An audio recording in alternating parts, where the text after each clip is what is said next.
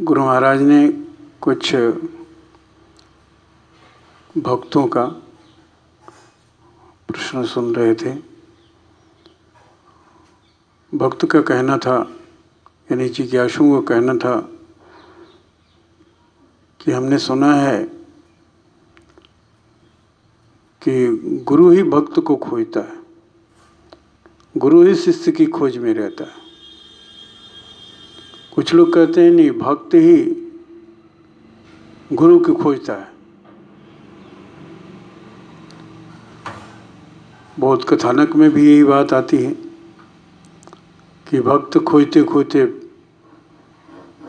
यहाँ गया वहाँ गया, गुरु की खोज करते बहुत समय लग गया उसे।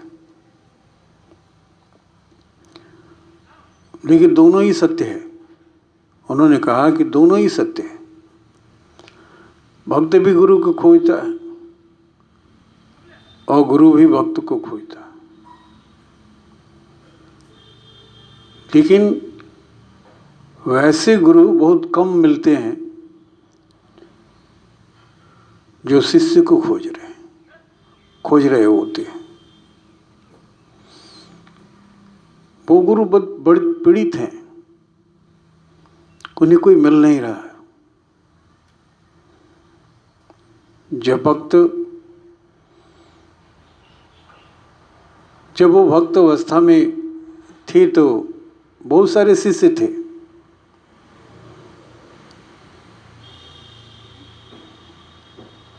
बहुत सारे शिष्य थे, लेकिन उनकी अवस्था ही नहीं थी भक्ति देने की, उनकी अवस्था नहीं थी गुरुता करने की। जब गुरुपद पर पहुंचते हैं तो वैसे भक्त को खोजते हैं। किसी में भक्ति दिखती नहीं है, और भक्ति हम फोर्सली नहीं दे सकते हैं, दबाव से नहीं दे सकते।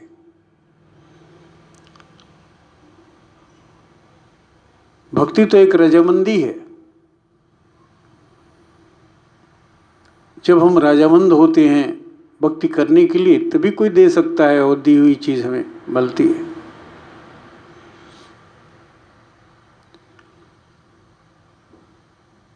क्योंकि जब गुरु पद पर गुरु व्यक्ति पहुंचता है, उसके पहले तो कथावाचक होता है, उसके अंदर में गुरु का कोई चरित्र नहीं होता। जब उस पद पर पहुंचता है तो कोई उसे दिखता ही नहीं है,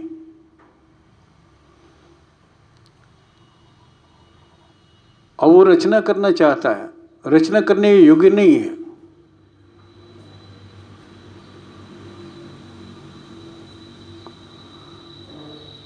इसलिए वो भक्त के शिष्य में रहता है, भक्त की खोज में रहता है, यानी शिष्य की खोज में रहता है। और वैसी एक कथानक तुम्हें सुनाते हैं, इसे सुनकर तुम निर्णय कर सकते हो।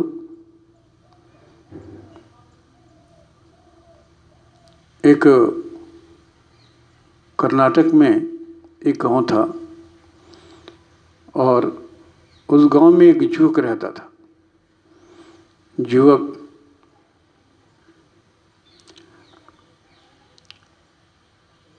बड़ा योग्य था,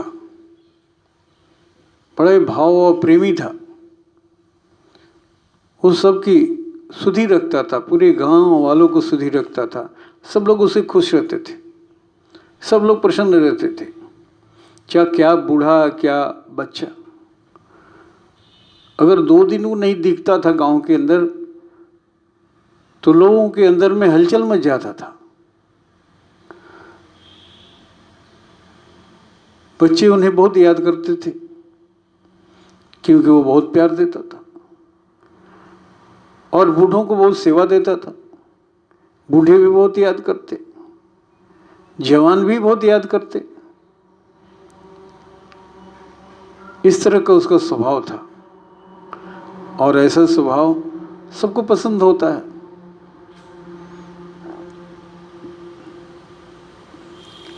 और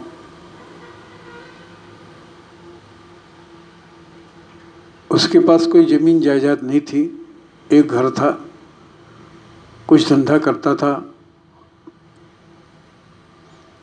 कुछ दिन के बाद उसकी एक सुंदर कन्या से शादी हुई। कन्या भी ठीक वैसे ही सुंदर, बाहर से भी और अंदर से भी वैसे ही सुंदर। सच्चाई है कि सुंदरता हमें तभी मिलती है जब हम विचारों से, भावों से सुंदरता की खेती कर रहे होते हैं। बहुत जमाने से जब अब सुंदर विचार हमारे अंदर पलने लगते हैं, सत्य के विचार बड़ी सुंदर होते हैं, बड़े हल्के होते हैं, बड़े कारगर होते हैं। वो हमें, हमारी वृत्तियों को, हमारी सोच को सुंदर बना देते हैं। और जब ऐसी सुंदर बन जाती है तो हमारा आकार भी सुंदर हो जाता है, हमारा साकार भी ठीक उसी अस्तित्व में ढलने लगता है। फिर आगे जब भी हम जन्म लेते हैं या मरते हैं तो एक सुंदर विचार लेके मरते हैं, और फिर पैदा होते हैं तो एक सुंदर शरीर लेके पैदा होते हैं। फिर सुंदरता की खेती करते हैं, क्योंकि सुंदरता सभी को आकर्षित करती है, इसलिए कि भगवान बहुत सुंदर है। भगवान की उपमा कैसे दी गई है? तो कामदेव से। कामदेव अति सुंदर हैं, अति करोड़ों कामदेव उस भगवान को देखकर शर्मा जाते हैं, इतना भगवान सुंदर है। इसलिए हम मिट्टी की मूर्तियां, पत्थर की मूर्तियां भी बनाते हैं तो वे सुंदर आकृति बनाते हैं, और सुंदरीकरण करने के लिए उसे कितने पैसे लगाकर उसे सजाते हैं। सुंदर की चाहना सबके अंदर होती है, और सुंदर विचारों की चाहना तो जानवरों के अंदर होती है। जानवरों के अंदर भी ये सुंदर विचारों की चाहना होती है। ये तो रूप की चाहना तो मनुष्य के अंदर भी रह जाती है। रूप तो मनुष्य पहचान सकता है, देख सकता है, लेकिन हमारी अंतर की सुंदरता वो जानवर, पशु, पक्षी, कीट पतंग भी महसूस करते हैं और आकर्षित होने लगते हैं हमारी तरफ। विचार, उसके अंदर में एक न मैग्नेटिक पावर है। सुंदरता में, एक सुंदर विचारों में एक प्रकाश है, बड़ी छीना प्रकाश, जिसे ओरा कहते हैं। उस ओरे में कोई भी आकर प्रभावित होने लगता है।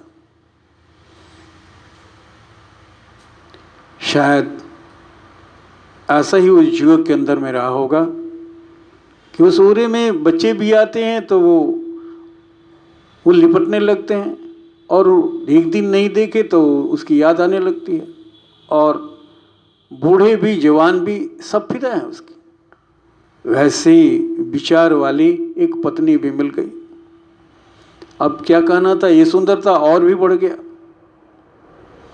सुंदर को सुंदर मिले।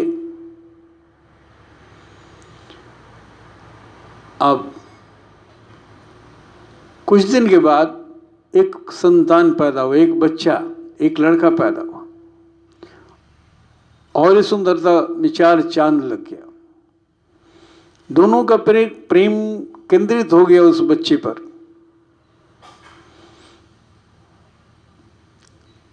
और सुंदरता का विकास होने लगा उसके अंदर में।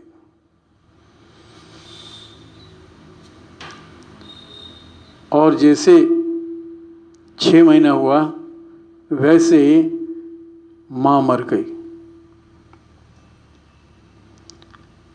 मां मर गई।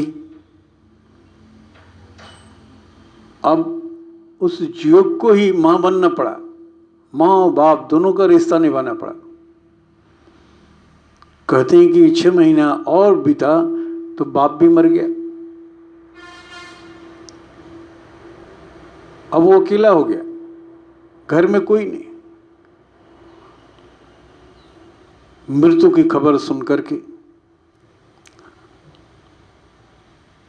उसके कुछ रिश्तेदार आए, गांव के पड़ोसी, गोतिया देहात के लोग भी आए, और सबों ने अपने प्रेम को जताया।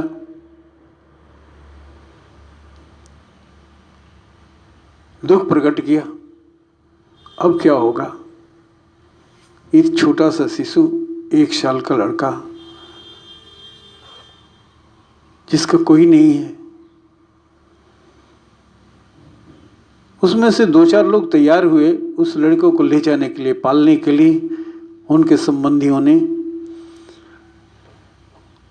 लेकिन उनकी औरतों ने रोक दिया, कहा कि कुलक्षण है, ले चलोगे? ये 6 महीने में माँ को खा गया, 1 साल होते होते बाप को खा गया, ऐसा लड़का हमें नहीं चाहिए। और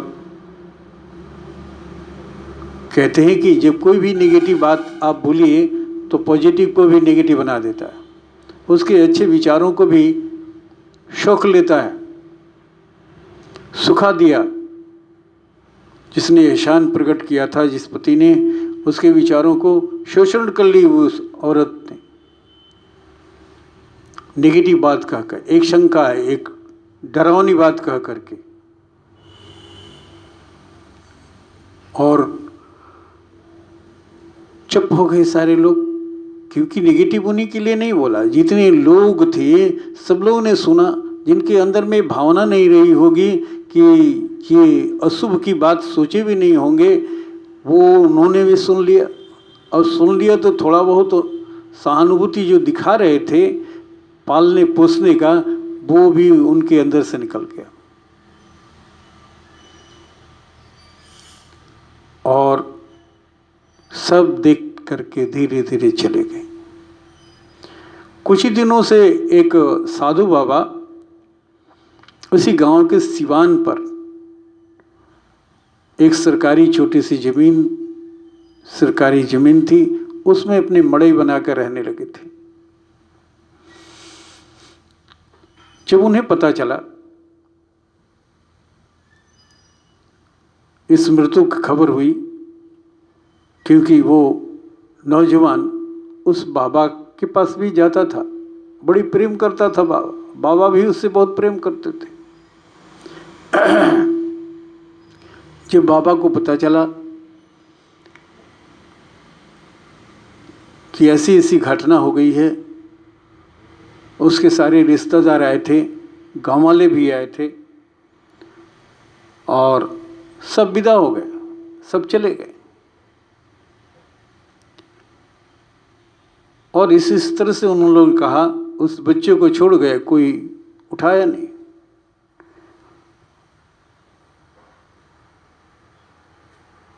और वो चल पड़े। वो आए, गांव में आए और बच्चे को उठाया और अपनी गोद में लिया और लेकर अपने मड़ई में चले गए और उस बच्चे को पालने लगे।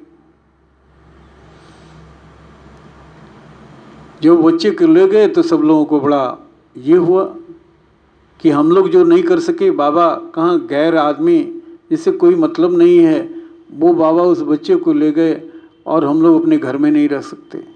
पश्चाताप तो तब होता है ना, जो कोई भला काम कर लेता है तो हम बीच में पछताते हैं कि हमें ये करना चाहिए था, वो उन्होंने किया, कोई गैर ने कर लिया।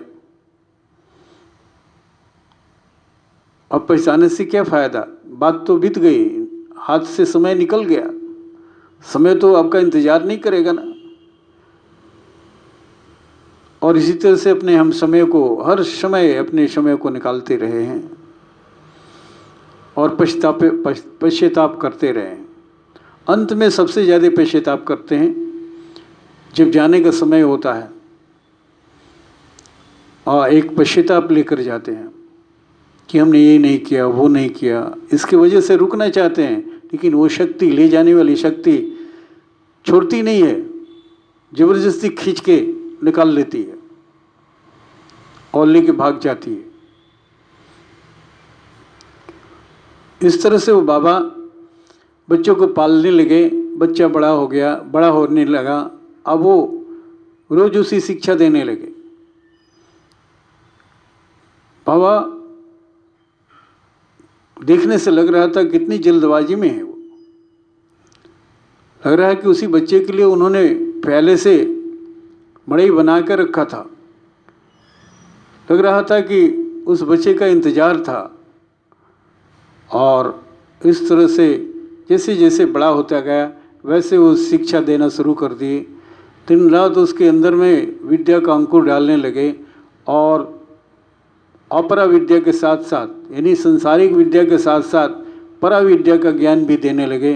साथ साथ वे जैसे जैसे बड़ा हो गया वो वेद, गीता, रामायण, धर्मशास्त्र, सभी धर्मशास्त्र को वो पढ़ाने लगे। साथ साथ सारी विद्या, दोनों विद्याएं चल रही थी। बच्चा बड़ा कुशल होता जा रहा था, बड़ा अनुशासित होता जा रहा था। एक गुरु के हाथ में पड़ा। इसे कहते हैं एक पूर्ण गुरु, जो इसी उद्देश्य से आया है, जो इसी उद्देश्य से बच्चे का पालन पोषण कर रहा है। क्योंकि गुरु के अंदर में बड़ी व्यथा होती है, जो अपने सत्य को जानता है और पात्र नहीं मिलने के वजह से वो दे नहीं पाता है। वो क ख ग दे करके ही चला जाता है, क्योंकि क ख ग ये पढ़ा ही नहीं है तो आगे की विद्या क्या दिया जाए। जब वो गुरु देने लायक बनता है तो वो दर्द होती है, वो खोजता है और कोई मिलता नहीं है। जब देने के लायक नहीं था तो उसके अंदर में कोई खोज नहीं थी, शिष्य की खोज नहीं थी। शिष्य तो बहुत सारे थे लेकिन उसकी खोज नहीं थी, जिसके वजह से उसमें दिख नहीं पड़े, या कोई योग्य शिष्य उनके पास नहीं आ पाया। क्योंकि योग्यता को खोजा जाता है। योग्यता अपने आप शायद कभी कभी योग्यता पहुंच जाती है अपने आप, पर न हमेशा योग्यता की खोज की जाती है। आप देखेंगे एक योग्य को प्राप्त करने के लिए एडवर्टाइजमेंट किया जाता है, प्रचार किया जाता है कि हमें ये योग्यता चाहिए, और वैसे लोग बहुत सारे आते हैं और इंटरव्यू लिया जाता है, उनकी योग्यता का प्रमाण लिया जाता है कि उनकी योग्यता है कि नहीं है। और सब लोग योग्य को पसंद करते हैं। योग्यता का आदर हमेशा रहा है और हमेशा रहेगा, और हर भूमि पर हर हृदय में योग्यता का आदर होता रहा है। इसलिए एक संत के सामने भी एक योग्यता की आवश्यकता है। शिष्य में वो योग्यता होना चाहिए जो उसको दे सके, और वो योग्यता अक्सर नहीं मिलती है और बनाने से जल्दी बनती भी नहीं है। जब वो बच्चा था, शिष्य, तो उसके अंदर में जो सृजन किसी ने कर दिया है, ऐसा उल्टा सीधा सृजन कर दिया है कि उसके अंदर में उस सृजन की हुई चीज को डिलीट करना मुश्किल हो जाता है। तो एक कथा वाचक रह जाते हैं और वो श्रोता रह जाता है, सारा जीवन श्रोता रह जाता है। वो दृष्टा नहीं बन पाता है कभी, उस सत्य को देखने की आदि नहीं हो बन पाता है। वे श्रोता, जीवन भर श्रोता रह जाता है और दृष्टा की क्षमता नहीं प्राप्त। इसलिए बड़ी पश्चाताप होता है वैसे गुरु को। किसको दिया जाए, या जिसके पास कुछ है ही नहीं, श्रोता के अलावा, सुनाने के अलावा कुछ देने लायक है ही नहीं, तो कथा वाचक हैं तो उनकी कोई ज़रूरत भी नहीं है।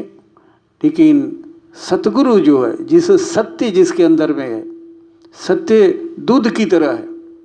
जैसे गाय के तन में दूध आ जाता है और वो चरमराने लगती है, वो बोलने लगती है, दुहवाने के लिए बोलने लगती है, खोजने लगती है कौन दुहे, किसको कौन दूध मेरा निकाल दे। ठीक उसी तरह से गुरु के अंदर जब सत्य भरता है तो भी ऐसे एक पात्र को खोजता है जिसमें इसको उतारा जाए, इसको दिया जाए, उसमें भरा जाए। इस ख्याल से वो साधु बाबा लग रहा था कि वो उस बच्चे को सृजन कर रहे थे, देने के लायक बना रहे थे। शायद उन्हें कोई शिष्य नहीं मिला था जो देने के लेने की पात्रता जिसके अंदर में हो, इसलिए लेने के लायक बना रहे थे। क्योंकि सन्यासियों के पास ये सुविधा नहीं है, गृहस्थों के पास सुविधा है संतान पैदा करने का, लेकिन उनकी सोच ही उतनी गिरी हुई है, वो देने लायक हो ही नहीं पाते। वो सृजन किए लेकिन उस सत्य का सृजन नहीं करने की योग्यता नहीं होती है, इसलिए नहीं कर पाते। जब योग्यता होती है तो उनके पास छोटे औलाद नहीं होते हैं जिसका सृजन हम कर सके, बचपन से उसके अंदर में धर्म डाल सके, जो कोई डिलीट नहीं कर सके। इस तरह से बाबा सारे धर्म शास्त्र की अध्ययन कराते चले जा रहे थे और उसका सृजन करते जा रहे थे। ये इंस्टॉल कर रहे थे भगवान के, उसके अंदर में इंस्टॉलेशन कर रहे थे, वो स्थापित कर रहे थे भगवान को। किस भगवान से? उस सत्य को निखारना है, उस सत्य को दोहना है, और उस दोहने की क्रिया भी बता चुके थे, क्रिया भी कराते थे और बाहरी शिक्षा आंतरिक शिक्षा दोनों चल रही थी। इस तरह से युवक धीरे धीरे बड़ा हुआ और जैसे वो बड़ा हो गया वैसे बाबा ने, साधु बाबा ने कहा कि बेटा आज मेरे सामने बैठो और ध्यान करो, मैं तुम्हें देखना चाहता हूं कि तुम कहाँ पहुंचे हो। और लड़का बैठा, ध्यान करने बैठा, ध्यान में अपने अस्तित्व को खो दिया, ध्यान में अपने अस्तित्व को खोया, आगे बढ़ा, उसमें एक विचार उठा, सब विचारों को देख रहा था, वो शून्यता में गया। इस तरह से साधना के द्वारा उसने देखा अपनी पूर्व स्थिति को, अपने पूर्व जन्म को देखा, क्योंकि वही तो दिखाना चाहते थे, वही तो दिखाना चाहते थे, क्योंकि उसके लिए जरूरी थी वैराग्य की होना। और दृश्य देखा, अपने जन्म की सारी कहानियां देखा, जन्म के इस जन्म के पहले के दृश्य देखा कि मेरी मृत्यु हो गई है, धर्म की स्थापना भी नहीं कर पाए, अभी पूरी नहीं, मेरी साधना पूरी नहीं हो पाई, थोड़ा सा कालिमा रह गई थी, इसी बीच मेरी मृत्यु हो गई। फिर मैंने जन्म लिया और ये इस जन्म की सारी खाकाएं आई और देख रहा है कि मेरा माँ मर गई, मेरे पिता मर गए। फिर आगे क्या हुआ वो देखता है, सारे लोग आए, भीड़ लगी हुई है, सब लोग सहानुभूति दे रहे हैं और ऐसे ऐसे शब्द कह रहे हैं, बोल रहे हैं, और देख रहे हैं कि वो बाबा आए और हमें गोद में उठा के लेके गए और वो शिक्षा देते जा रहे हैं, बड़ा होते जा रहे हैं, सारा ज्ञान मेरे अंदर स्थापित करते जा रहे हैं। और आज उन्होंने कहा कि आज बैठो, मैं तुम्हें देखना चाहता हूँ कहाँ पहुँचे हो। और मैं ध्यान करने के लिए बैठा हूँ और वैसे ही देखता है कि वो बाबा उलट गए, शरीर छोड़ दिए। बाबा शरीर छोड़ दिए। जब ये दृश्य देखता है कि बाबा शरीर छोड़ दिए, मृत्यु को प्राप्त कर लिए, तो बड़ी जोर से ध्यान में चौंका और उसे आंखें खुली और सचमुच देखता है कि मेरे सामने जो बाबा बैठे थे, मेरे गुरुजी, वो लुढ़के हुए हैं, उनका शरीर लुढ़का हुआ है। ध्यान में जो दृश्य देखा वही बाहर में पाया, वो रो उठा कि हाँ प्रभु, इतना लंबे समय तक मैं आपके पास रहा लेकिन आपको मैं समझ नहीं सका, आपको मैं समझ नहीं सका।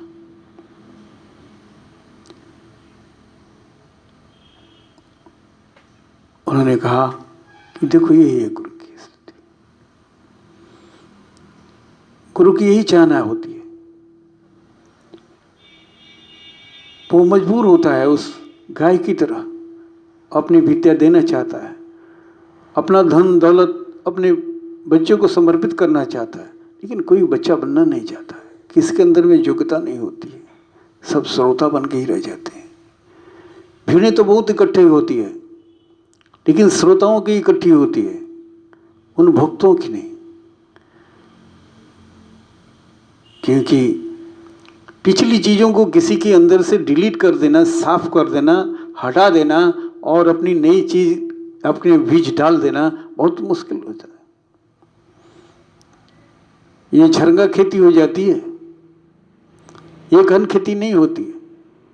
ये खेती झरंगा हो जाती है। हमने डाला वो भी जम गया, और वो जो डाले हैं वो पहले से पल रहे हैं, उसे वो उखाड़ना नहीं चाहता, उसे हटाना भी नहीं चाहता है। इसलिए जिस खेत में झरंगा खेती हो, मतलब झरंगा का मतलब कि अनेक तरह के बीज, अनेक किस्में पल रही हो, उनके अंदर किसी एक बीज का विकास नहीं होता है।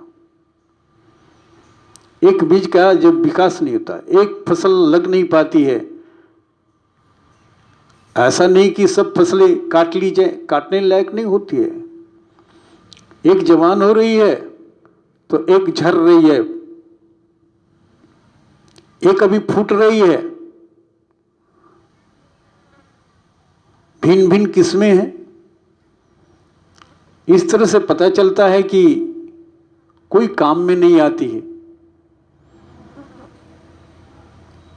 एक साथ इकट्ठी नहीं होती है। पौधे के रूप में तो दिखती है कि सब खेत भरा हुआ है, लेकिन वो धान के रूप में नहीं, वो अन्न के रूप में या उसके फल के रूप में नहीं दिखती हैं। सब जैसे तैसे झड़ गई ही होता है। गुरु के हृदय में ये दर्द, बहुत कम ऐसे शिष्य मिलते हैं जो गुरु के लायक बनते हैं, और बहुत कम गुरु मिलते हैं जो शिष्य को खोजते हैं। शिष्य को खोजते हैं बहुत कम, बहुत कम। तो ये स्थिति है। गुरु के पास में यही मजबूरी होती है, जिसके वजह से वो कुछ दे नहीं पाता है या कोई शिष्य ले नहीं पाते।